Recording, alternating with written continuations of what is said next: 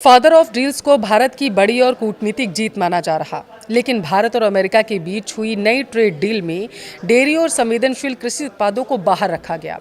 क्या आपको इसके पीछे की वजह पता है? क्या डेयरी और कृषि को इस डील से बाहर रखने के पीछे भारत सरकार की तरफ से कोई नई रणनीति बनाई गई थी जो सफल रही है? आइए इस वीडियो में आपको विस्तार से बताते हैं। नमस्कार, आपके साथ मैं पल्लवी रविंद्र सिंह। देखिए, भारत और अमेरिका के बीच जो नया ट्रेड समझौता हुआ उसमें भारत के डेयरी और खेतों से जुड़े सामानों को बाहर रखा गया। लेकिन अच्छी खबर यह है कि भारत के करीब 40 अरब डॉलर से ज़्यादा के सामान अब अमेरिका में बिना किसी टैक्स यानी कि ज़ीरो ड्यूटी के साथ जा सकेंगे। कपड़ा, चमड़े के सामान, समुद्री उत्पाद, केमिकल और कुछ खेती और प्रोसेस्ड फूड जैसे सामानों पर लगने वाला टैक्स पहले ही दिन से कम कर दिया जाएगा। जो टैक्स पहले 25% या उससे ज़्यादा था, अब उसे घटाकर 18% कर दिया जाएगा। रिपोर्ट के अनुसार राष्ट्रपति डोनाल्ड ट्रंप द्वारा घोषित इस डील की बुनियादी रूपरेखा इस बात पर करते हुए सूत्रों ने बताया है कि रूस से तेल खरीदने के कारण भारतीय सामानों पर लगाया गया 25% का पेनल्टी टैरिफ कुछ ही दिनों में हटा दिया जाएगा और इसके अलावा तकरीबन 30 अरब डॉलर के श्रम आधारित भारतीय सामान पर लगाया गया 25% का रेसिप्रोकल टैरिफ जो है संयुक्त बयान के जरिए डील फाइनल होने के कुछ दिन बाद घटकर 18% कर दिया जाएगा। अब देखिए, सूत्रों के अनुसार अमेरिकी बाजार में भारतीय एक्सपोर्ट्स को बांग्लादेश, कंबोडिया, वियतनाम, इंडोनेशिया, चीन, मलेशिया और थाईलैंड जैसे देशों से कड़ी टक्कर मिल रही थी। अब क्योंकि उन देशों के श्रम आधारित उत्पादों पर ड्यूटी काफ़ी कम थी, तो वहाँ तकरीबन 19 से 20% ड्यूटी लगती थी, जबकि भारतीय सामान पर 50% तक टैक्स पड़ रहा था। अब इस डील के बाद भारतीय एक्सपोर्ट्स को तकरीबन 1 से 2% की ड्यूटी बढ़त मिल जाएगी। सूत्रों ने बताया है कि दोनों देशों की सरकारें एक ज्वाइंट स्टेटमेंट को अंतिम रूप दे रही हैं, जिसमें इस डील की पूरी रूपरेखा तय की जाएगी कि आगे क्या रहने वाला है। इसके बाद कानूनी प्रक्रिया पूरी कर डील पर मुहर लग जाएगी। डील की ज़्यादातर शर्तें ज्वाइंट स्टेटमेंट के बाद लागू होंगी। कुछ बातों के लिए अलग अलग समय सीमा हो सकती है इस दौरान, लेकिन डील पहले से ही एक तय ढांचे में तय हो चुकी है, इसलिए इसे जल्दी लागू नहीं किया जाएगा। इसको पूरी रणनीति के साथ फिर लागू किया जाएगा।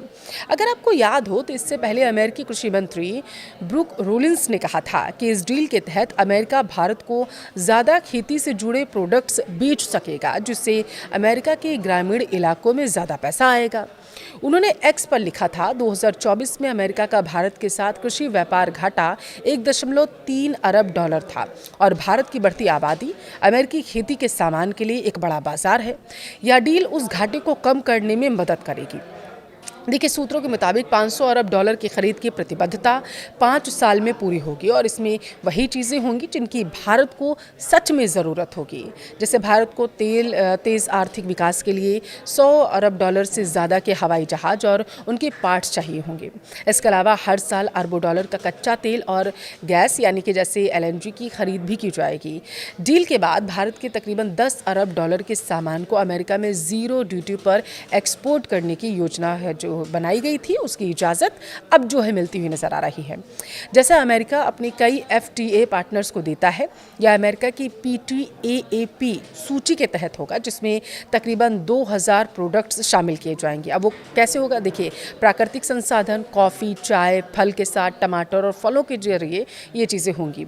इसके अलावा तकरीबन 4 अरब डॉलर के भारतीय सामान पहले से ही छूट में हैं, जैसे कुछ कृषि उत्पाद, कागज़ और खनिज, फार्मा और मोबाइल फ़ोन पहले से ही छूट में थे और डील के बाद भी वो टैक्स फ्री ही रहने वाले हैं। तकरीबन 12 से 13 अरब डॉलर के कुछ सामान जैसे कि स्टील, एल्युमिनियम, ऑटो पार्ट्स और कॉपर पर अमेरिकी की सेफगार्ड ड्यूटी लगी हुई है। ये ड्यूटी सभी देशों पर लागू होती है और यह मामला विश्व व्यापार संगठन यानी कि WTO के दायरे में भी आता है। अमेरिका के जो सामान भारत के लिए ज़्यादा संवेदनशील है, उन पर भारत में ड्यूटी सुरक्षा बनी रह सकती है।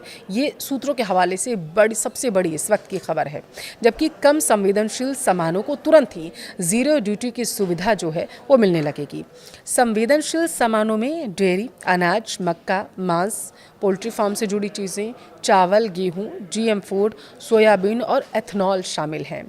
थोड़ी कम संवेदनशील सामान जैसे बादाम, पिस्ता, चेरी और हेज़लनट पर कोटा सिस्टम जो है वो लागू हो सकता है, जबकि लेट्यूस और कुछ तेलों पर 3 से 10 साल में धीरे धीरे ड्यूटी खत्म करने की भी व्यवस्था बनाई जा सकती है।